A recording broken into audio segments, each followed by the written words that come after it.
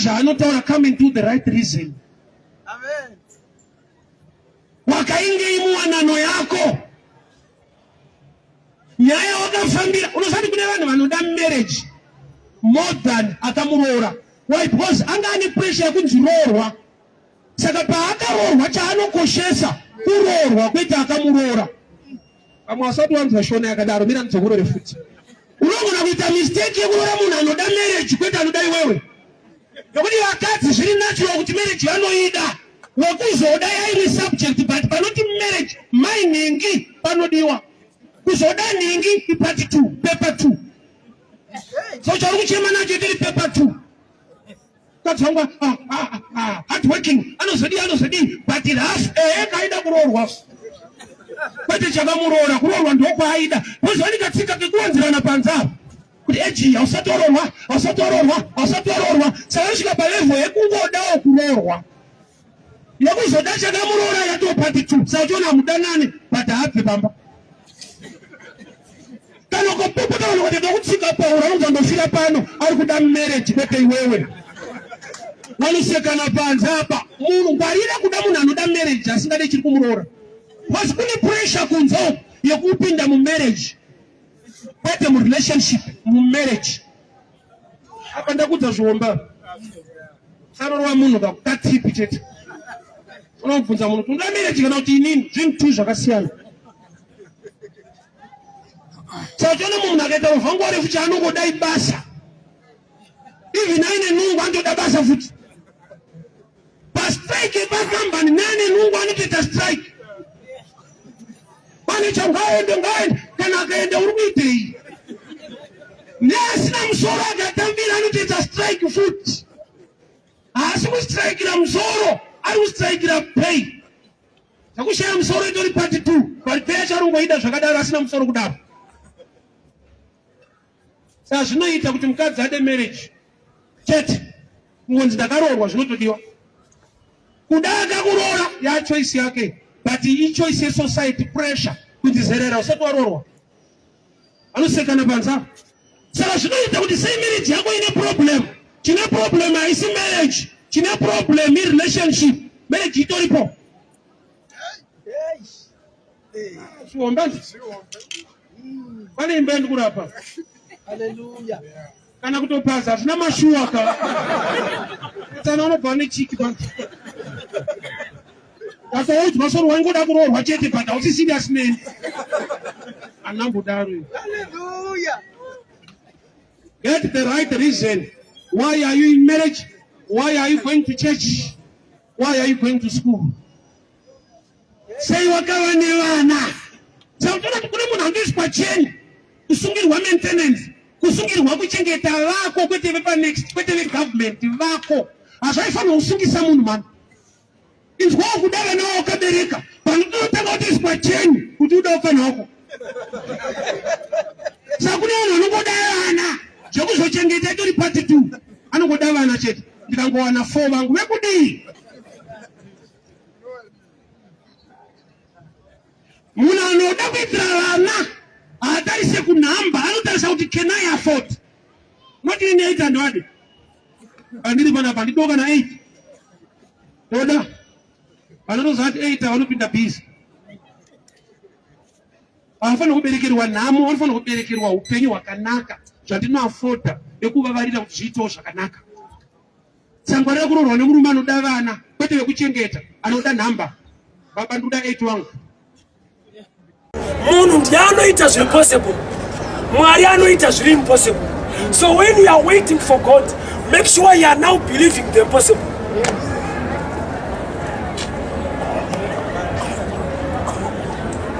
Mary uchava nemwana. Zvinogona sei ndisina kuziva murume. Waita zvakanaka. Wataura zviri possible kuhuman nature. But ari kuti uchaita mwana, learn to believe his language.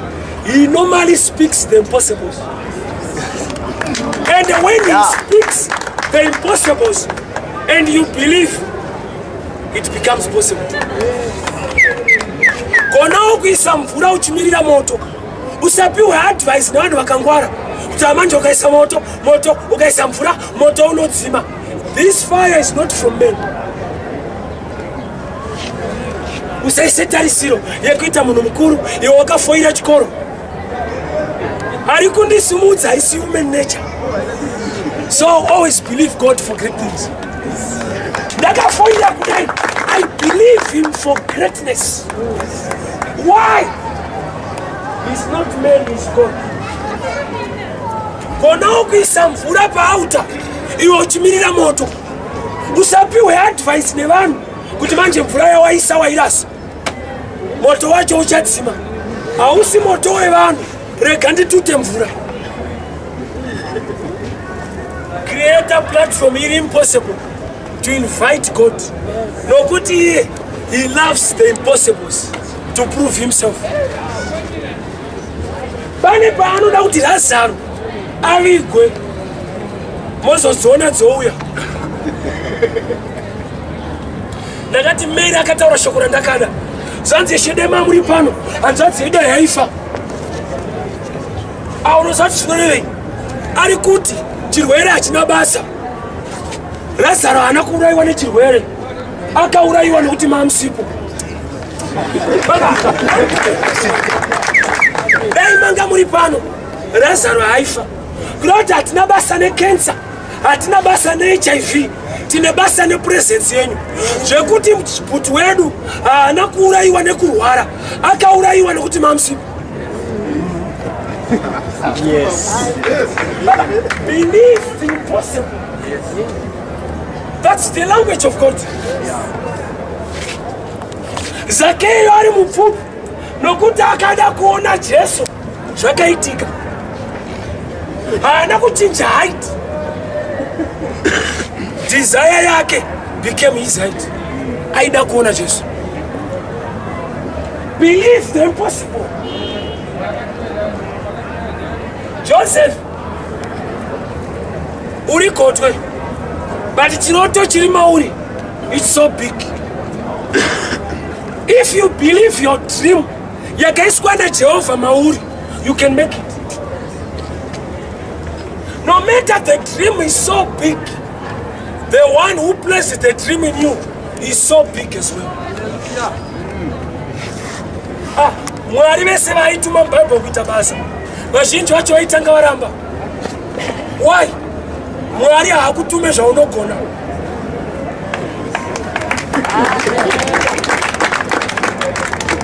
Haambo kutuma zvaunokwanisa. Sei achikutuma zvausingagone. Ada kuti kana wakuzviita uzive kuti hausiriwo.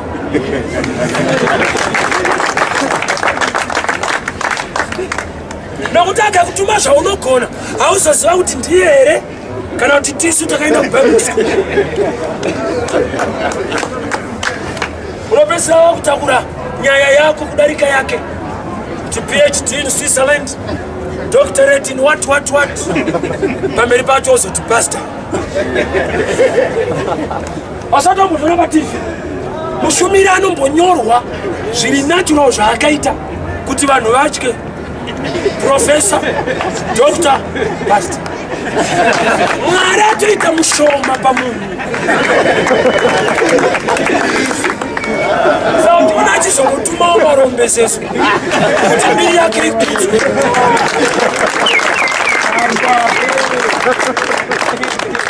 Isu hatina zvatinganyore pamberi pedu. Nyaya yendiinayo Jesu. That's why Jesu akati kumbavhai hande kudenga. Akatosvika kune vamwe vane nharo. Vachipa matestimony. Ndakaparidza zvikuru ndipo kuvaGaratia, kuvaEfeso. Nikadai Mateo akati ini ndikafamba naKristu. Uyo Peter akati ndakaita zvakati. Zotsi ndokubva rasimuka. Ndikati hatina chakanaka chatakaita. But kune murume akangondiitira ufefu.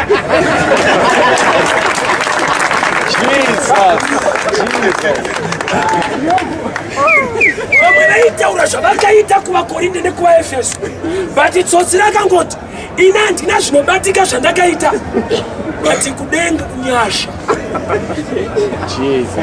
Yangu nyaya haisi mandiri, iri muna akandithandei. What a testimony. isu vamwe hatina zvizhinji zvatingataura. Nyaya iripo Jesu. Believe the impossible to attract the answers of God. The possible realm belongs to men, but the impossible belongs to God. So whenever paunonamata kuna Mwari, make sure unenge wakamira mukutenda zvisingaite. Ukangomirira mukutenda zvinoita haaite. Nokuti Mwari akapindura ndauzikanwa kunzi ndiye. Mwari akaita chinhu ane mere akaita pamwiri. Iye ari mhandara. Mutemo waiti wese ane pamwiri asina kubvisirwa mari. Tema ine matombo. Saka meri inofunga vakaenda naye muye certain room. Vanhu vane matombo, tinouraya. Ari kunyepa, unoita mhandara sei? Une nhumbu. Chembere ndobva dzanzi pindai naye mukati mumuvhete. Chembere dzakabuda dzine meseji iri impossible. Kuti nhumbu iripo but mhandara futi mukati.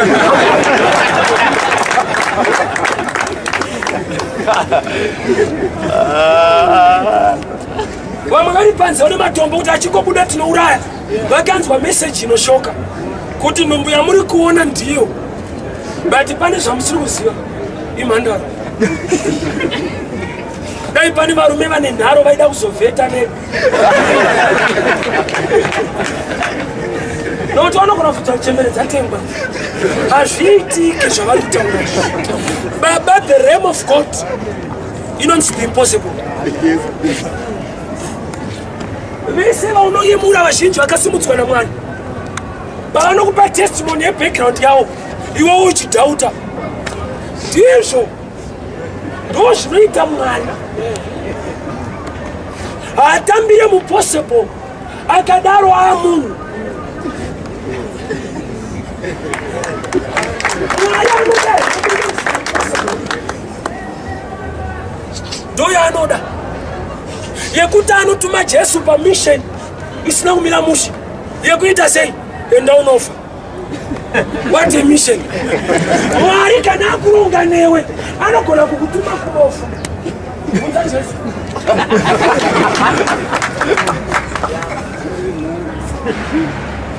Enda ikumira pakutenda kunofa. Wozomuka.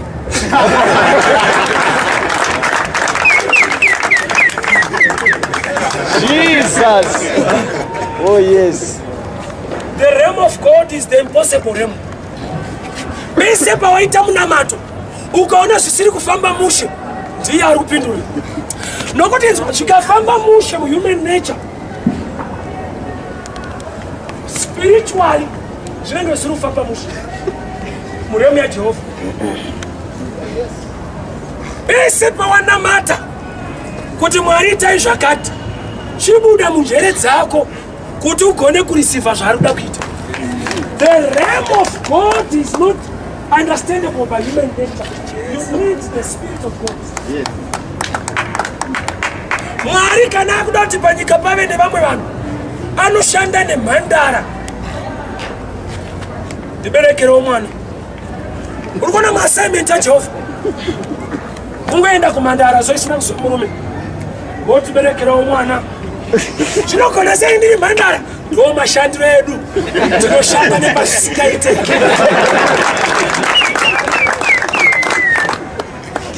So when you believe God, you are believing the realm that is called the impossible. And I assure you, it becomes possible. Bunzameni. Bible not mandara ichava nemwana. Bible rikati mandara ichava nepamwiri. Yes, you can understand. But rikazoti mandara ichava nemwana. Kuda kuti even pachabereka anofanirwa kuramba ari mhandara ine mwana. This is too much now. Nokuti isu madzimai edu kana vane pamwiri vane zvavanoita to prepare the way kuti vasarwadziwe. but Mwari vari kuti ini ndinoda kuti pave nemhandara inenge ine mwana, kureva kuti mwana uyu haana chaadisturba.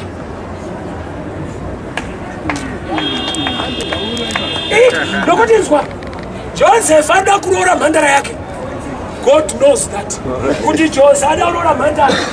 Saka I will make sure kuti ndichamusiyira iri mhandara.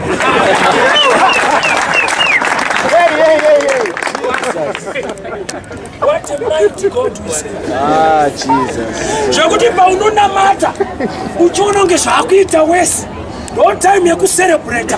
Why? He answers not in a normal way according to people. Kana ada kuunza mvura, kunza Elisha, anotanga nefire. He begins with fire. Fire and water. Zvinhu zviri so separate. And hazvidi kuonana. Zvikaonana chimwe chinodzimwa. But kana kuri kuna Mwari, chimwe chikatanga chinoshedza chimwe. But kana kuri kuvanhu, zvikangosangana chimwe chinodzima chimwe.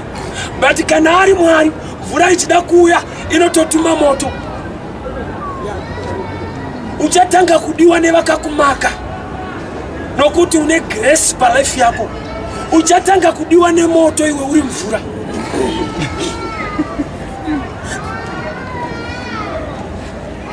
Ndofone shasha zvonani. Ndo moto nemvura.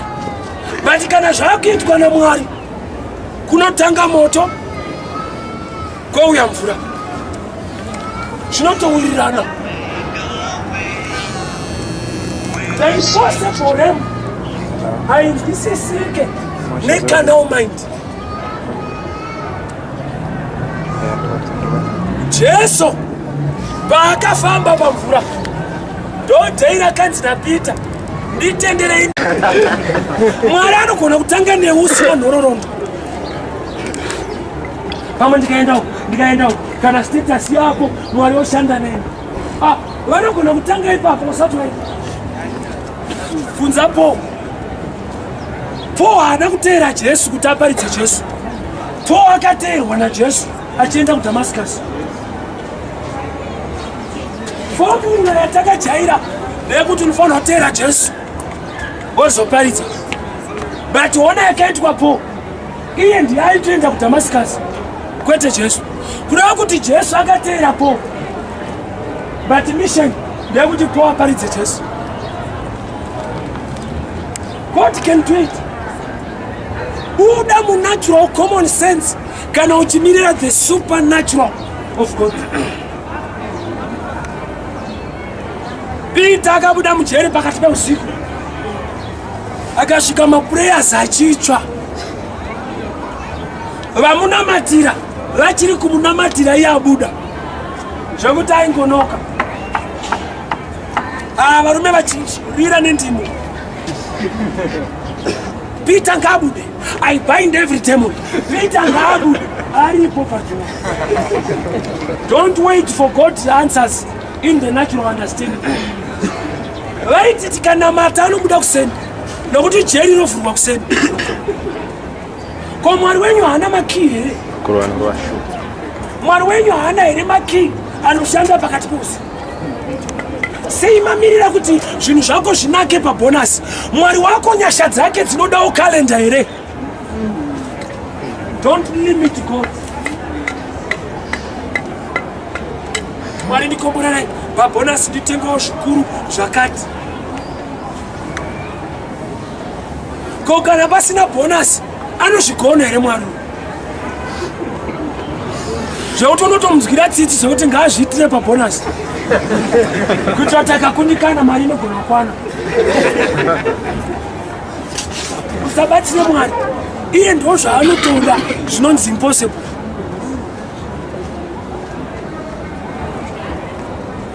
Believe the impossible kana uchida kureceive the answers from Almighty God. Nokuti the impossible is the nature of God. He wants to do what men cannot do. Yes. Munogona kunwa mvura padombo. Human nature inoda tsime. But there will come a time yekuti munoinwira padombo David was not trained muhondo yaida kuriswa Goliath. No. Vari trained vacho, they are not making it. Mwari kwa kunosarudza somebody are out of the group kuti deliver my results. Believe God, he can use you. Aumo muchikwata but mupfungwa ya Mwari urimo. Chikwata chakanzi handei kuhondo, Goliath anetsa, David anga asimo, but muplani ya Jehovah anga arimo. Nandifunga kuti zvangu zvichafamba, but vanhu vacho manje havachada kundisapota. Asi waida kuti zvifambiswe nevanhu. Manje people they disappoint.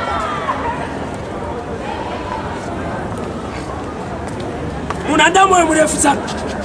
Saka uchiona Mwari paakati namatai matendeuka, inzwa munamato wacho tiregerere zvatokutadzirai. Mwari anotozva kuti ivhino vakatotendeuka hasi right. Zvinotoda moyo murefu nditireni vanhu. Saka potai muchikumbira ruregerero makatendeuka. Mwari akaisa allowance yeforgiveness kumaKristu.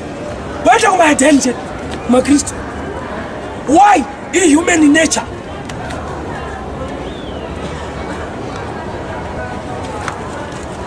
Believe the impossible. Elijah ari kuda moto, but anomwaya mvura. Iye achiziva kuti mvura inodzima moto, but sei amwaya mvura. He wants to see if he is God. Nokuti God acts upon the impossibles.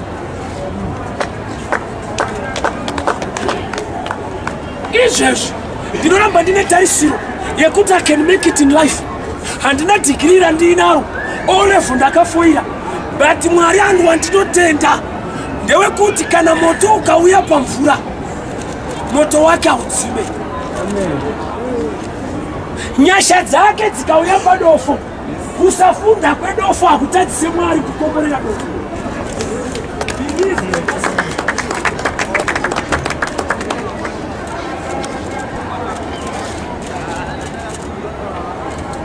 Rahabu chaiva chifeve, but mubhaibheri mune nhororondo yekuroorwa kwake. Why? Mwari akamurangarira. Ukarangarirwa naMwari, record yekuti waiva hura haishande, panochata munhu. Believe the impossible. He's a mighty God. Jericho yese yakati uyaroreke ifambi.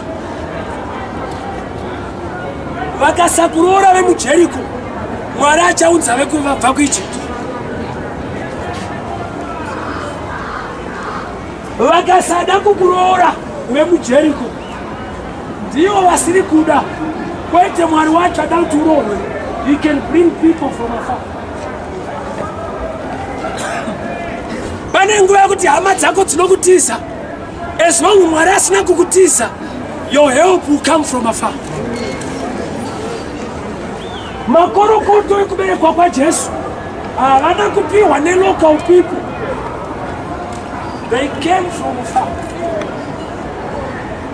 Bese pane favor yaJehovha, malocals akakuvenga, God can still make a way.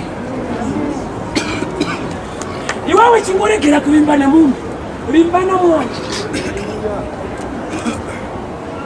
Vimba naMwari. Every good hospital ine mochari. Zvekuti paunoti ndina doctor wangu, unofanirwa kupedzisa kuti ane mochari yake. Nokuti ana chiremba havavakise chipatara chete, vanovakisa nemochari kusei. Every good hospital in a mortuary. Why? Human ability ndopa inoshikira. But kana ari Jehovah ada Lazaro wake, it's beyond mortuary. He can visit the cemetery. Believe that's the nature. He wants to do the impossibles. usape Mwari formula, ipa Mwari rumbidzo.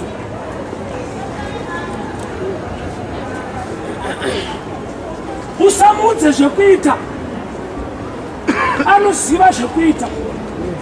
Mupe rumbidzo inomusunda kuti aite zvaari kuziva.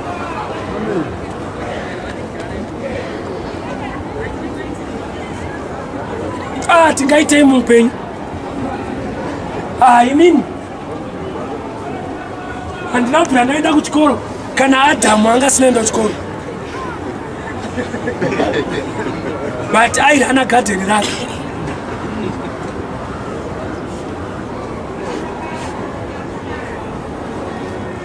Unofunga kuti disadvantage. Bvunza Moses paanoti ndinokakama, Mwari avamuti you are healed. Vanomuti go. You want to see these stammerers to be great speakers. Moses haana kupiwa healing. Iye ataura request kuna Jehovah Rafa. Ndinokakama, havana kuti waporeswa. Vakati yekuenda ichiripo. Go. Mwari adamboshaina nevanokakama vake. Adamboita kuti vanokakama vave great speakers. Saka vanhu vakanzwa the one side of God. Kuti kana waita problem, anokuporesa. There will come a time yekuti his grace is sufficient. Pauro anoti ndine minzwa munyama. Ndakanamata kuti Mwari bvisai. Havana kubvisa. Iwo uri minzwa. But vakati kudii? Nyasha dzangu dzakaringana.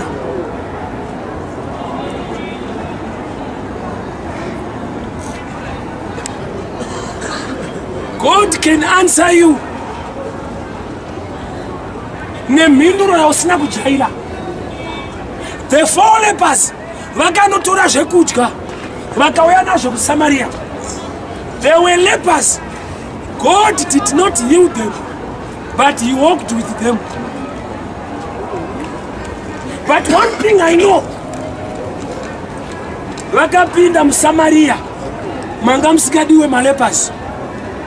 They were not healed. God Mwari adamboshaina nemalepers ake. Ada kuti malepers atakure nyama apinde kuSamaria. Tione kana makamaka malepers imi mune nzara.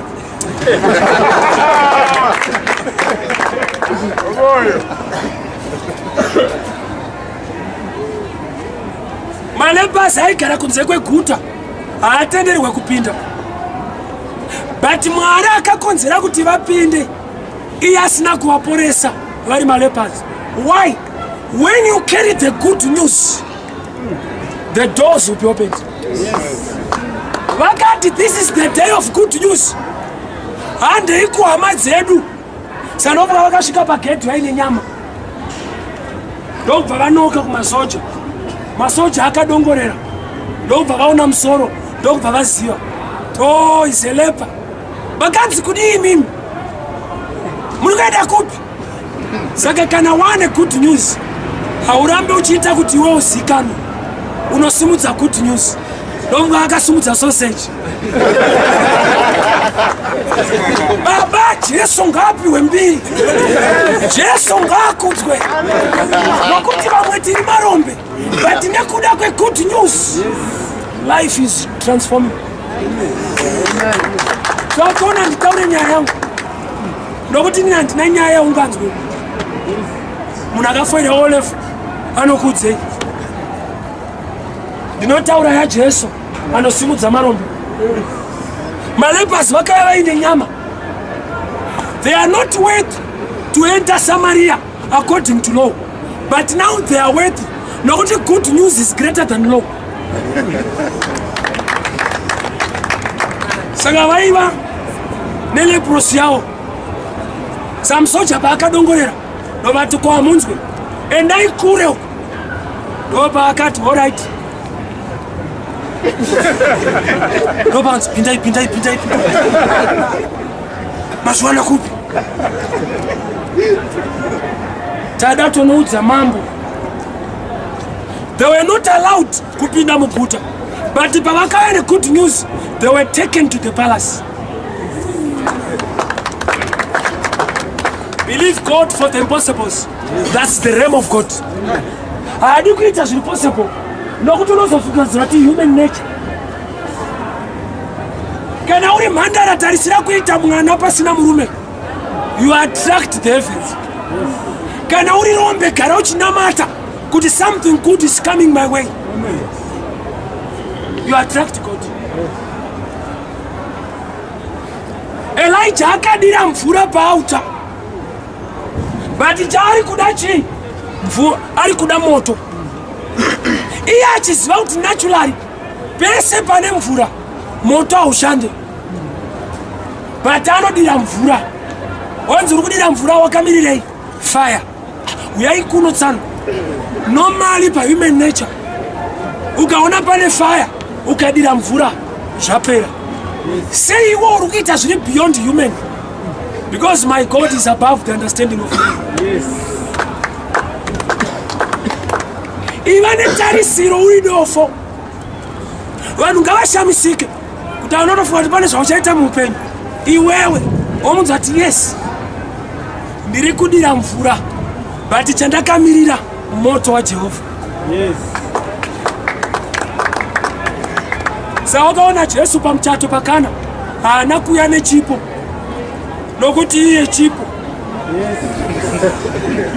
For God so loved the world, he gave Jesus his only begotten son. Saka pese panouya Jesu haauye nechipo nokuti iye ndiye chipo chakabva kuna Mwari. Yes. Uchazviona waini ikapera.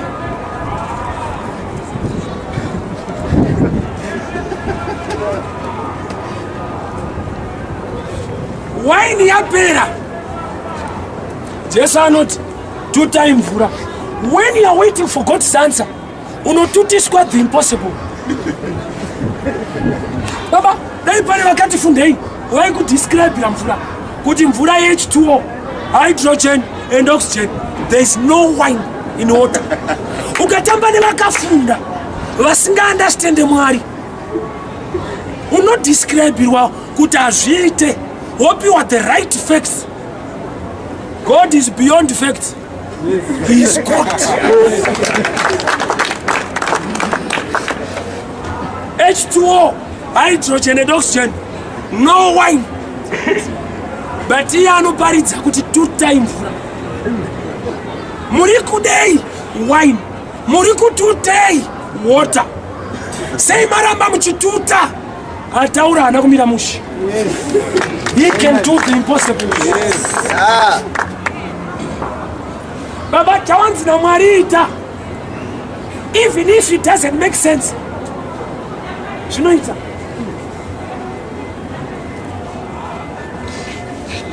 David is not trained as a soldier mugroup raso, but is the right man and never results against Goliath. I'm not worthy to be a preacher according to men. Why? The Bible school vandamuna akapasa. Inini 3 mati 2 mai. I'm not worthy to preach according to the standards of people.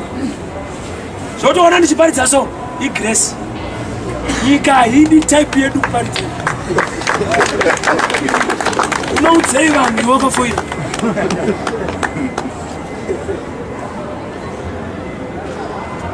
Two-time mvura.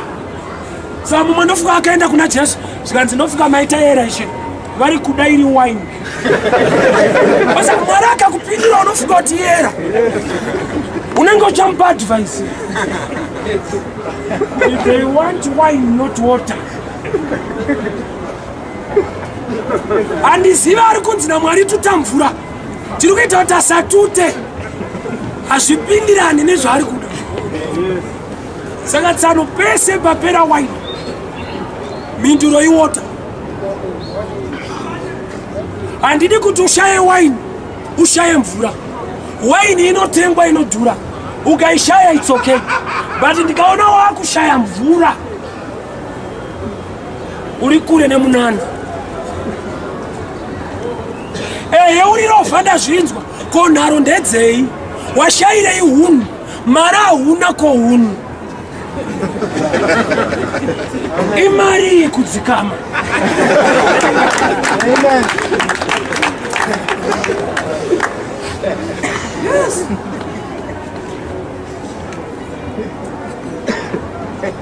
Nokuti pese panopera wine vhangeri rinoenda kuwater. Saka make sure there is water available kuti Mwari vashande naye. Saka Moses anoti amestamara, Mwari vanoti go.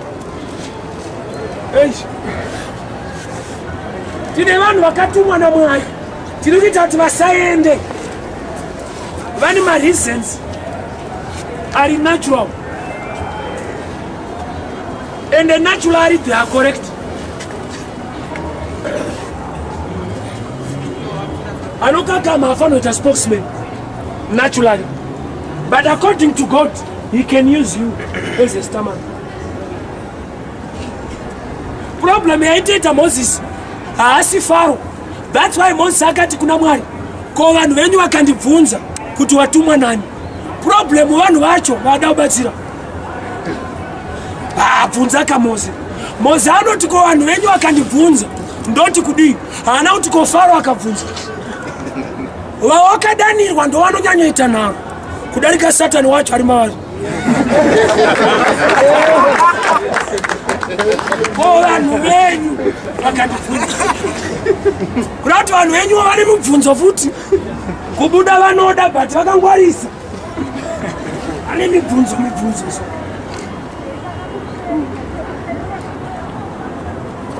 Ko vanhu venyu vakandibvunza. Rega taura chinhu chimwe. Vamwe munouya Saturday panapa ndingazongokanganawo nyaya iyi. Muri kuona chivharo chiri kuvhara container iyi. Pane anonzi mathreads aripo. Andinoteedzera kuti pavhare. Kana ndada kuvhura mathreads iwayo ndo andoteedzera futi kuti pavhare. Chandiri kuchinja apa uri kuchiona i-direction kwete mathreads. Handitomboabata zvaari ndizvozvo zvokuti ndikaenda rimwe side kuvhara, ndikaenda rimwe side kuvhura. Iwewe unofunga kuti iproblem haisiriyo. Mathreads anofanira kugara akadaro ndo.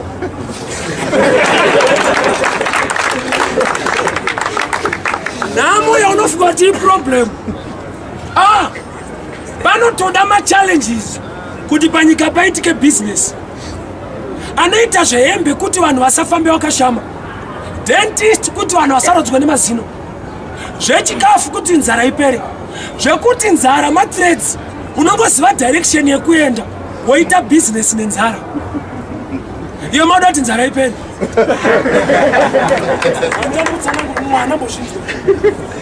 Zvaunonamata kuti Mwari zvidai zvapera, izvi dai zvabviswa. Mathreads. Mwari vanongochuna iwewe kuti uende side chaiyo.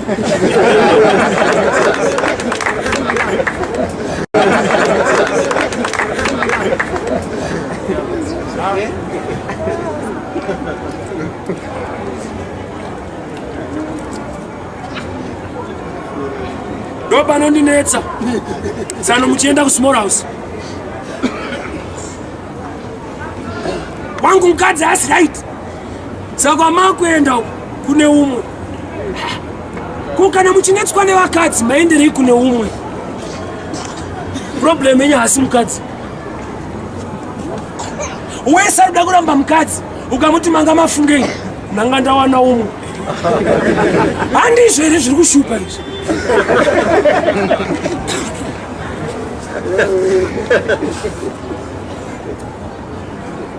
Kiyo wakinisa imba ukadzoka ndoya uchashandisa kukinura. Haudi two maki. One. Chaunongochinja direction. Mukadzi wako ari right, but direction yezvinhu zvako ndo isiri right. Nokuti vakafanana. Vakadzi vanotamba bhora muziva mutemo wokubhora kuti renzi ragowa ari rapinda pamapango kubhora. Kana mukaenda kuGermany rinogowa nekuita sei zvokuti chauri kuita uri ngochinja maground chete, matambiro ebhora ndiwo hauna nyowani wauri kuita, nokuti kana richigowa nepamapango kana mukanotambira kuground hombe saka hauna zvauri kuita iwe.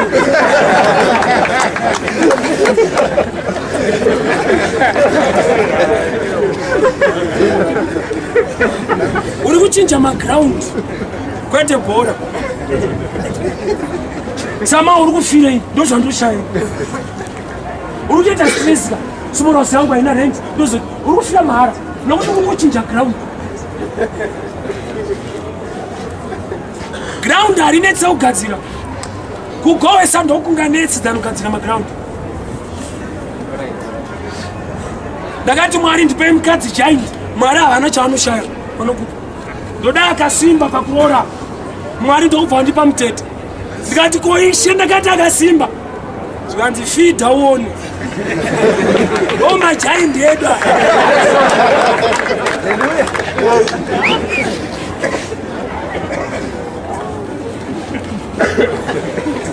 Ukatarisa kumakomo unoona kuri blue, ukaenda ikoko ukazvitarisa pano unoona pa blue. Kuda kuti tsano mune blue yenyu kungoti munonyanyotarisa panze.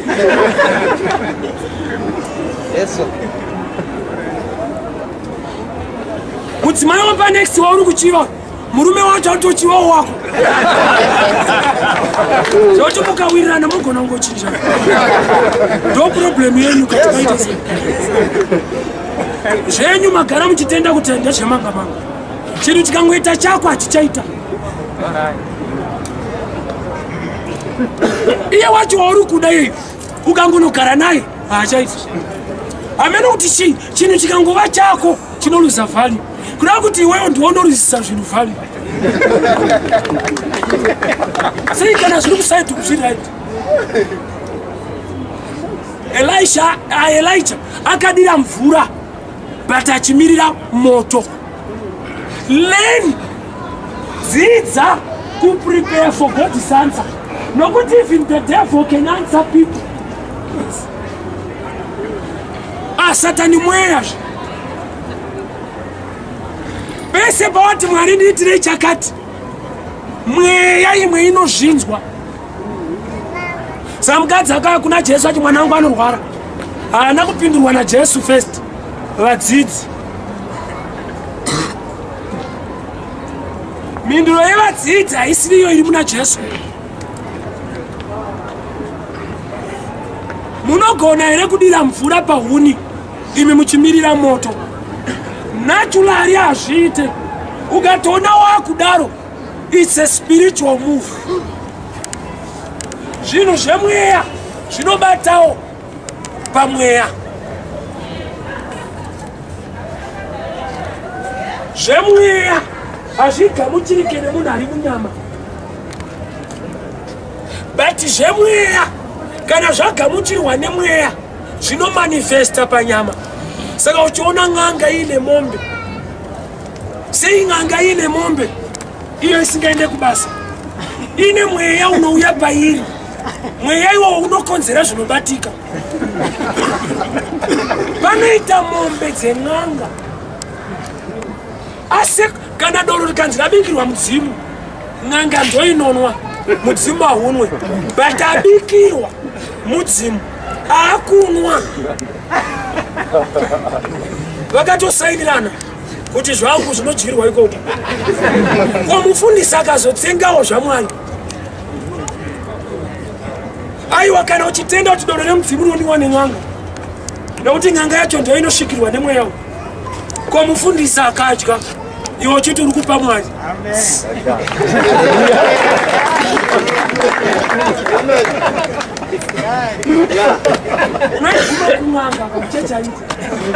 Uchinyatsoziva kuti asekuru vandamirira vaenda, but ndakupa uyu mari asara. You are not worried. Ini ndichapa Mwari chaiye, handidi kupa vanhu. Ukamuona unofa. yekuti une garanti yekufa usina chawakaitira Mwari. Nokuti auziva kuti Mwari anoopareta sei. Yes.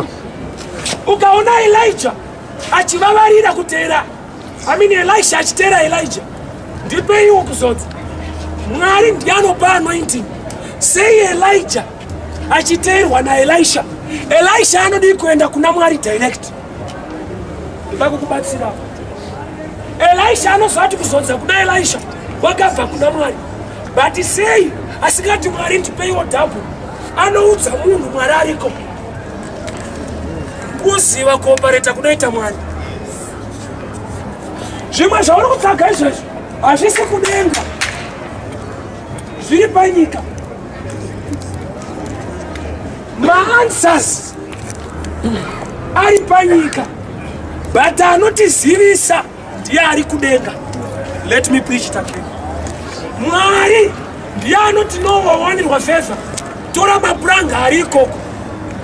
Kudenga kune word, panyika ndo pane resources. Whatever you are looking for, baba mukachera mbeva motengesa randi pagrowth point, pakauya mumwe munhu akachera dhipa anogona kubata ngoda. Kureva kuti macherere enyu anogona kubuditsa ngoda kana mbeva. Zivai level pakuchera. Mukangodawo zvisinganetse imbeva, mukadawo kunyanyodzika ngoda. Vhangeri ukatodzika naro rine zvakawanda zvekuchinja upenyu hwako. Iwe wakangobata vhesi yekuenda chete, akauya tiri kuenda, She ari kudzoka tiri kuenda. Ichokwadi yekuenda irimo, ko yekurarama himo here?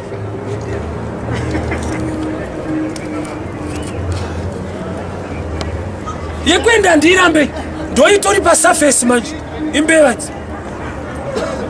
If you dig deeper, you will discover promised land. Deuteronomy chapter 10 na 11.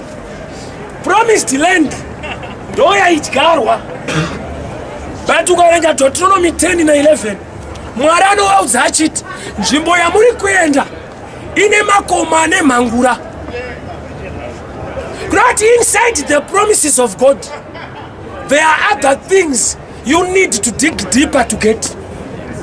Promised land ndo panodyarwa wheat, but kopa yakadyarwa kare naMwari. Saka Mwari ari kuvati kana matora promised land, learn to dig deeper. There are hidden things I've given you. Iwe unongozva zvekuenda kudenga chete.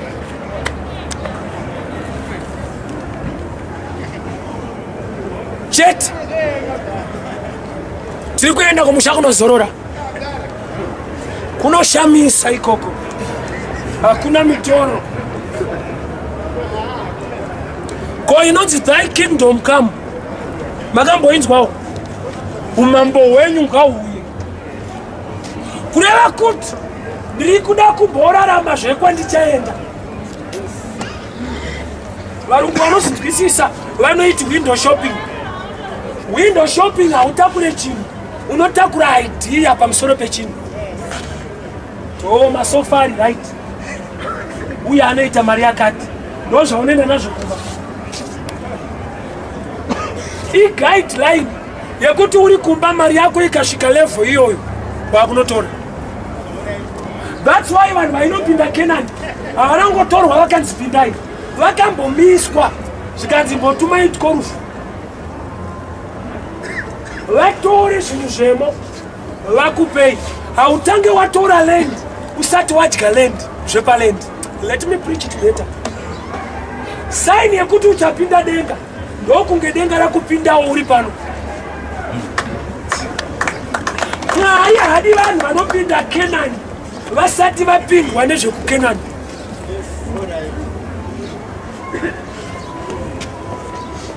Hamutore land musati madya zvepaland. Denga rauda kuenda rine zvaro zvauri supposed kuenjoya pano.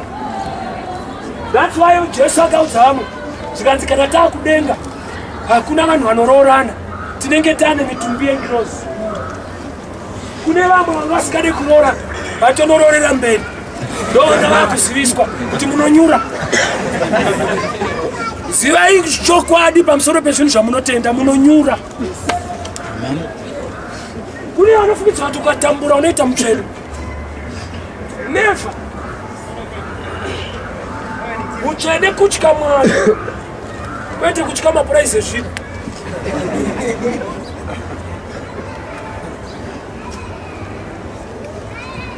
Kana Mwari achida kupindura anoda preparation yekubhilivha in the possible. Saka Elijah ukamona achidira water, he's waiting for God. He's waiting for God. Saka rume mukaona Elisha achiramba achinetsa Elijah kuti ndipei Mwari ariko, but say we achinetsa munhu iyo anointing ichibva kuna Mwari. Ku understand how God operates. Vazhinji vedu mindino dzatiri kuda hadziwanikwe kudenga, dzinowanikwa nevanhu vari panyika vanowirirana nedenga. Kunamata kuda zvinodiwa naMwari, zvekuti Mwari akada chifeve oti Hosaya roora, Hosaya akasaroora chifeve chivi. Vamwe kuti kunamata kuita sei? Amen. Yes sir. Kunamata kuda zviri kudiwa naMwari. Mwari akada kuti munyudze Jona mukangorizena chivi, nganyure ndokunamata.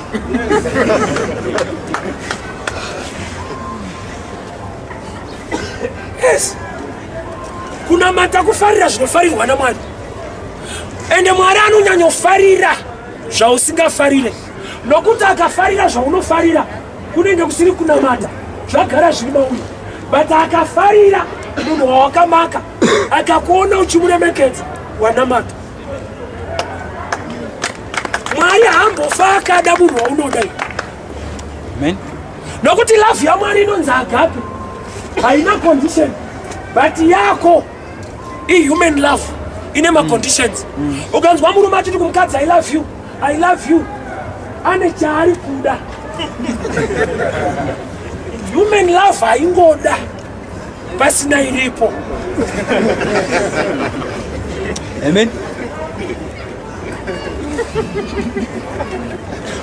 Saka God is love, but nature yelove yaMwari inonzi agape. Ilove yekuda vasingadiki.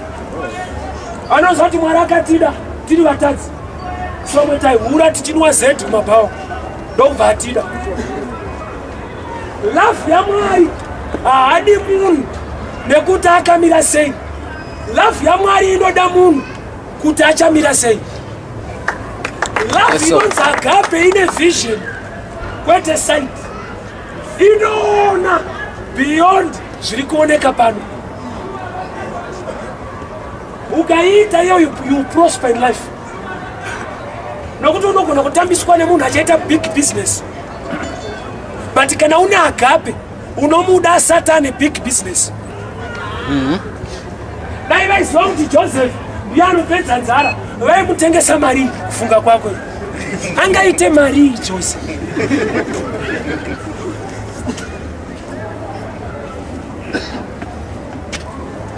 Dai una agape mumarriage yako wagona kuda mudzimai wako pamberi apa pane zvikuru zvichaitika naMwari kuburikidza naye. Vazhinji vakaramba vakutsvaga vanhu vavakaramba.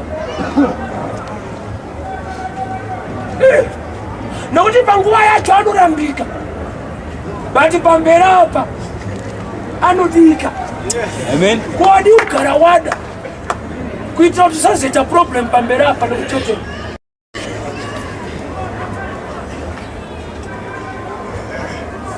The God kind of love. Saka unamata kuda zvinodiwa naMwari. Mwari ndimambo haasi muranda weimwe chechi kana umwe munhu. Zvakuti Mwari zvaanenge ada, vese vanoda Mwari vachaoneka nekuda zvinodiwa naMwari. hakuna church yaanogara pasi kuti ndiri kuda kuita maprofita muZimbabwe 3 saka ndiri kuda FM Zayoja Methodist garaya pakuru tingasarudzani Mwari hadaro munongonzwa kuti kuna ari kuprofita muZarabani atosiyawo nemutaundi ndo inonzi Jesu weNazareta kwete weJerusarema. Yes, sir. Ari kuita Jesu weJerusarema ndeweNazareta but ndiye original. Ukatomuka weJerusarema hasi maoriginal waJehovha anenge ari kuplace isingaite. Ivi bino mchidaka Jesu weJerusarema a great city. Mwari kana akutuma Jesu weNazareta. Apo mune tsumo dzenyu dzekuti anything good, can anything good come out of Jerusalem? God will go beyond good. Mwari ndiye achauya neiko. Imuchingoti anything good, the best will come from you. Nzvimbo isakunyepere. Mwari vanomboda kushaina neNazareta. Jerusalema riripo. Nekwatakakurirawo. Jesu akaberekerwa mudanga haana kuita cowboy. Remudanga ndo akagara ku right side of the father. Vakaberekwa mushe ndo vanenge vari wemudanga ari pasaidi. Ndo zvada. Kunamata kuda zvinodiwa neMwari. Zvekuti Mwari akada kushanda nemurume uyu. Whether wakamumaka, as long uchida Mwari, you must submit to choice ya Mwari. Yes. Rega kumhura choice ya Mwari. Let me show you something. Mose akaenda padomba utaure nedombo. Saka Mose chaakanyanya itsvimbo nokuti kutaura hanyatsoita sei. Red Sea akaita tsvimbo. Ari kumba kwaFaro akakanda tsvimbo pasi. Saka Mwari pavati taura nedombo. Haafunge kuti zvataurwa zvinyowani zvinoshanda. Anoda kuita experience more than revelation. Dombo ati hainetse. Tsvimbo iripo titaure. Iyi ndo yandinoziva ine minana kana. Kwete muromo uya una minana. Akaenda padombo akarova. To my surprise, mvura yakabuda. Iyo iri mistake. Aizve. Ko nhai dombo wabuditsira imvura. Iye munhu achiita era. Dombo rinopindura richiti he is anointed. Hatina choice. He is carrying the anointing. Macomments anoita kuvanhu vaMwari. Even une proof panyaya dzacho. But tinozokushoka. Mvura inobuda.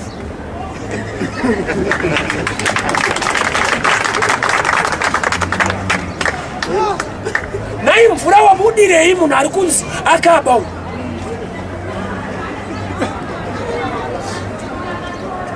He is carrying the anointing. Chakadileya vana veIsraeri kupinda Canaan apart from enemies. One era yehumility. Bible rinoti Moses akaroora eKushite. Miriam ndobva agumbuka. Tikazi marorere eKushite. Mwari haadi. Miriam was correct. Kuti Mwari haadi. But haasi palevel yekutsura Moses. Wewe kana kwazwa kuti president vari kukanya. Iwewe Paula. Wobva wananga kuState House. Ndaukuona. Nazvinombira mushe basi. Unorohwa uri correct.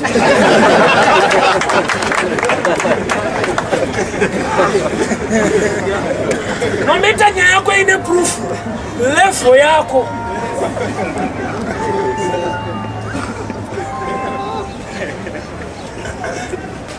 Yes. Warorere eKushite. Zvanzi Mwari ndokubva vairowa Miriam nemaperembudzi. Akagara kunze kwemusasa for 7 days. Bible rinobva rati Miriam paakaenda kunze kwemusasa, Israeri haina kukumirwa kufamba. Ukaita vanhu vanotaura vamwe vanhu vaMwari, kuchechi kwenyu hazvifambe. munomiswa zvirimo nevasina kutuka mozi havachafamba. Why? Vakuru vavo vari kutuka mozi. Itya ukaona vakuru vako vachiparidza vamwe vanhu vasingaparidzi mwana. Shuwa kuita vhangeri rekutaura munhu hasi waMwari. Alright, munhu anoti roti hazvide kutaura ndiye wandoda kubvunza inosvika. Handidi kuti wati haisvike ndoti inosvika ndeipi woti handizivi. Inda uchiziva zvisingaitei. Anoparidza achiti ndinge hasi munhu waMwari ndoda kuti apedzisa achiti asi ini. Anotyirei kuti ini ndiri waMwari? Havasi anotoziva kuti naiye futi hasi.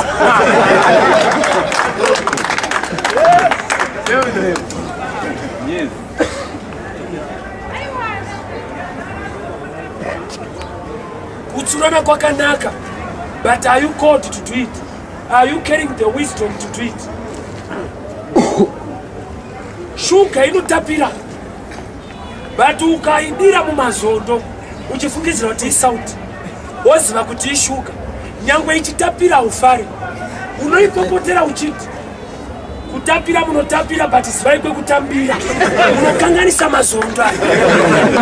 Tapirai muri kuti uku, hatidi kuti kutapirire mazondo.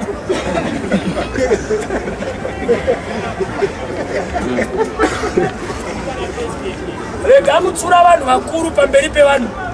Lack of wisdom hachisi chiviri. Kana Mwari akudana kuti utaure naprofeti vakandiwa kokuenda ikoko unofamba uchiudza vanhu sei? You don't have wisdom of God. John the Baptist aiva correct paakati kuna Herod maita ufere, but check my results ake, he was killed, yet he was correct.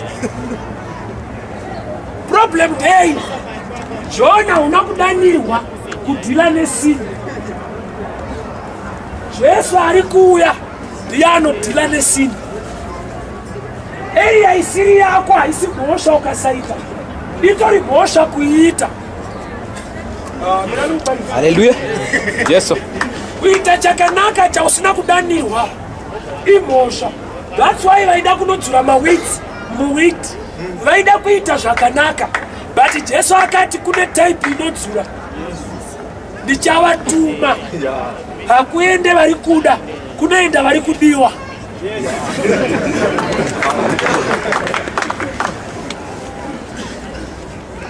Yes. Ndonizwa vanhu vari kutadza havasi kutadzira iwewe kuti uite pressure. Ende iwewe hauna mashares nedenga kuti pamwe percentage yako ingadzikira. Iwe uda totopindawo usakanganwika kuti usatopinda. Yes. Rasta essay kunenge hamuende iwewe nemhanza imapinda iwewe.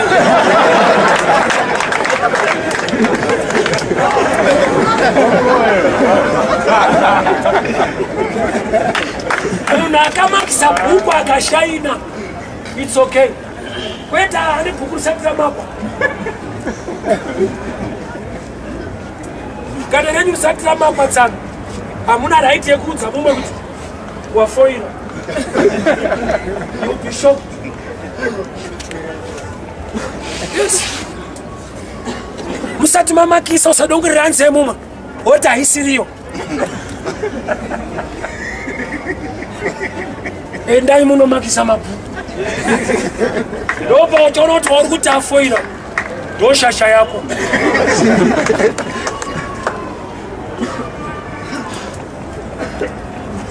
Lot aigara muSodhomu, yet ripoti rakasvika kudenga kuti Sodhomu vanhu vari kuita chingotani, Sodhomu haichaita. Moto usati wanaya, Mwari akatumira ngirozi wanzwa ripoti yakaipa. Sei atumira ngirozi wese kune ripoti yakaipa hakushaike vamwe vari right. Yes. Hallelujah. Saka usaparidza uchituka machechi, you are wasting your time. Wakati mbiri yeSodhomu, but ukanoita census munobuda vamwe. Roma. Shwa Mwari kwakukupa calling yekutuka Roma. Ana uri vhangeri rinani. That's why wakahamburwa nebhaibheri racho. Wese akavenga Roma unofanirwa kubvisa bhuku rakanzi Romans rirumbu. Bhaibheri rako rine imwe chapter inonzi Romans. VaRoma. You are only Roma. Mami uchaite ini mapeji waya. Anayeto munzos wakati was right. Wakati no wakati wakaipa. Uchaita sei ne bhuku rinonzi Esther. Nokuti riri Bible mukati. Ruti mukati. Wavinga vakati unodi kukwachura bhuku la Ruti. Kuratidza kuti uri serious.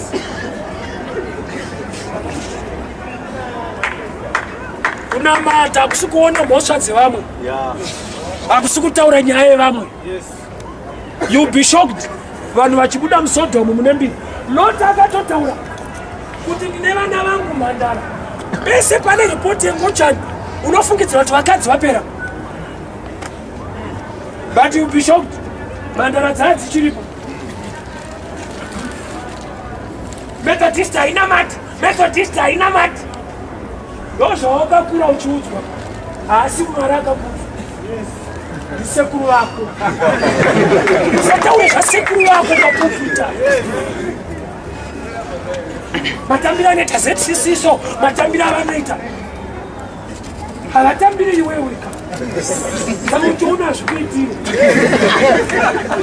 Wakabvunza here Mwari wavari kutambira vanhu? David akambotamba zvakabhowa mukadzi. Zvikafadza Mwari.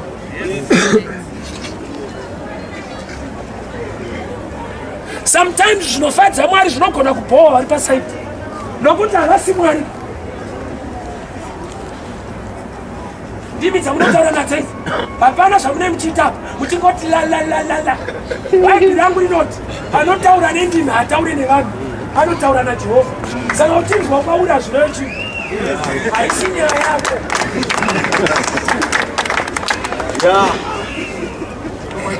Uda kunzwa nyaya yacho ndeyako. Ukatoona kwauri singareve chinhu ndidzo. Nokuti ukangoziva zvazvoreva hadzisi. Hallelujah. Varume, Mwari ane nguva yekuti kana achipindura munhu ane platform yaanotarisira kukuona wakamirira mhinduro yacho. Mwari asati apindura nyaya yako, iyi ndo nyaya inoti isotwe, iwewe uyapo. Ukanamata Mwari havauyi kunyaya direct. Vanotanga vauya kwauri une nyaya yacho. Vokusimudza kusvika palevel yekuti unogona kugamuchira mhinduro yavo.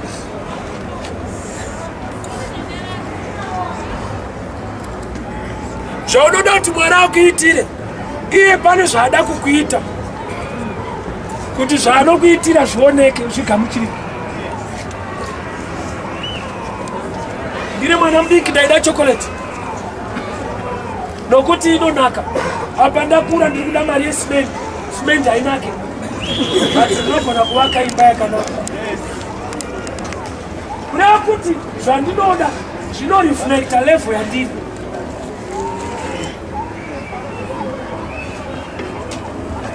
Pese pawaita prayer, Mwari anotanga acheka zvauri. That's why Adam panoti handina kupfeka. Mwari vanotaura achiti kudii? Wadya here? Minamato yehembe inowanzoitwa nevadya. Unoona kupindira unoita mwana? Baba handina kupfeka. Wadya here? Kuda kuti pese paunoita prayer uri kuburitsa kukanganisa kwako.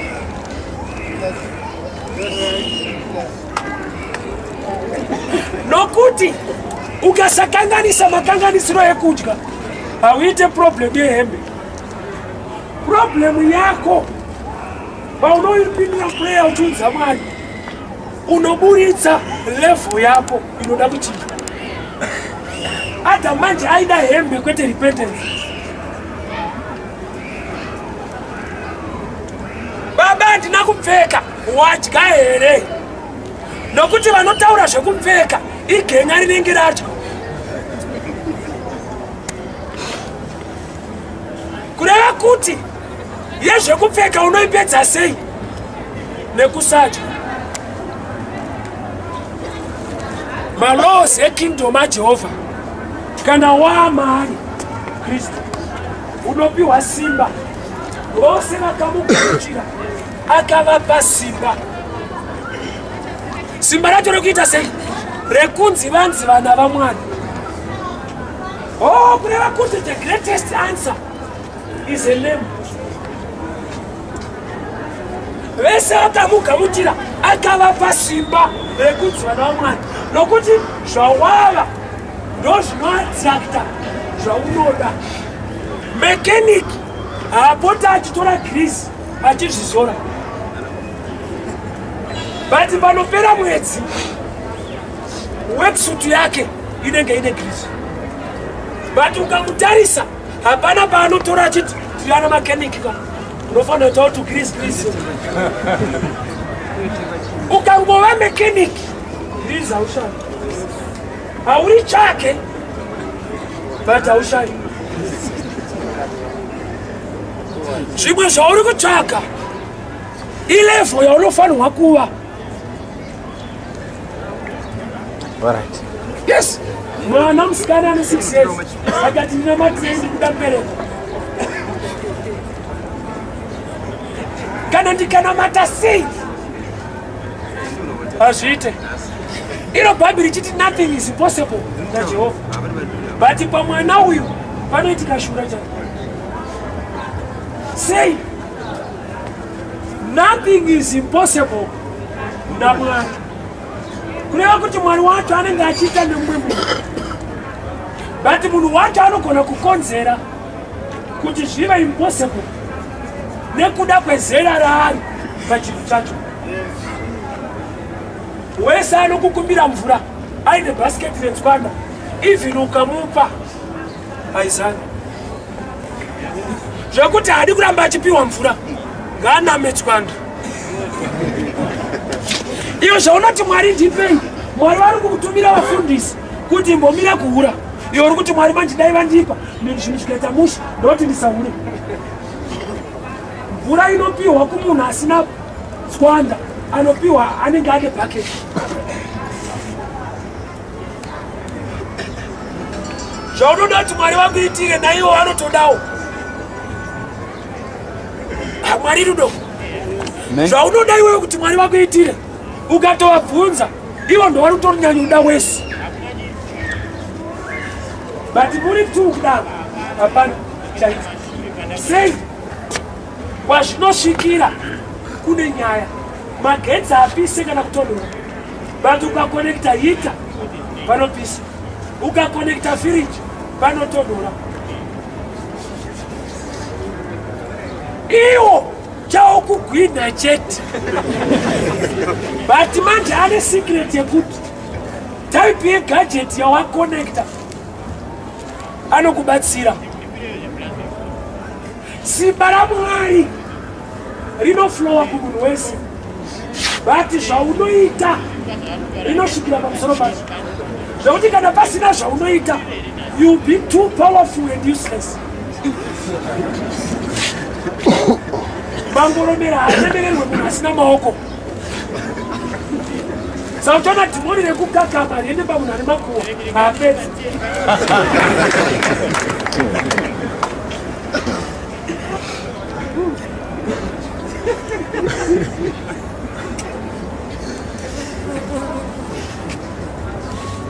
kingdom yajehovha umambo hwamwari mhinduro dzatiri kuda kuti mwari vatisvitse padzinosvikira panogona kudzinonotsa jesu ane simba akawanza chingwa chaiva 5 nehove dzaiva 2 but chiri 1 chakandishoka kune munhu asina simba mune jesu but ndiye akakontrola jesu murume akauya nemabhasiketi nhamba yemabhasiketi chingwa chajesu hachidariki but auya nemabhasiketi asi jesu but anogona kukontrora munando. Chese chaunoda kuti Mwari aite, make sure mabhasiketi ari ready ko. Nokuti mabhasiketi iwaya ndo pazvinogumira. Handizoti murume uyu aipinda chechi, but mabhasiketi ake ari stable. Anotadzisa Jesu kupfuura ipapo. And to my surprise, Jesu nyangu achiwadzira chingwa nehove. Chakangondishoka, hove dzakapera. Chingwa ndo chakasara. Tine mumwe ari kushokeka nelife yake mukunamata. Kuti anobudirira certain area, but muarea yaari kunyanyoda haisi kuita. Baba fish ne bread. Vanhu vanganyanyodei nyama. But yet vakawanda bread, fish ikapera. Tine vanhu vekuti zvaanoda ndo zvisiri kuita. Zviri kutowanda ndo zvaasikade. But aina Jesu. Secret ndei. Varume tkorufanzi goverai vanhu chingwa madisciples. Tiri kotasi yavo vakatorwa kudhamu. They were fishermen. Saka hove dzikawanda vanotiza Jesu, vanomutsvaga mabhaya nokuti vagara vakasika.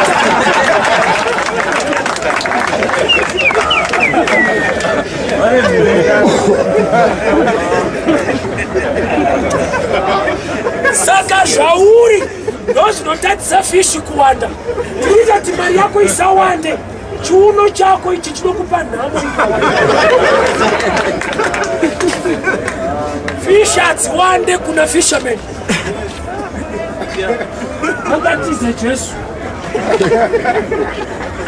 Mwari vanotozviziva kuti uyu ndikamuwanzira zvakati ndopatapedzira kuonana ipapo. Savanoramba vachiwanza imwe area, imwe anenge vakasunga so.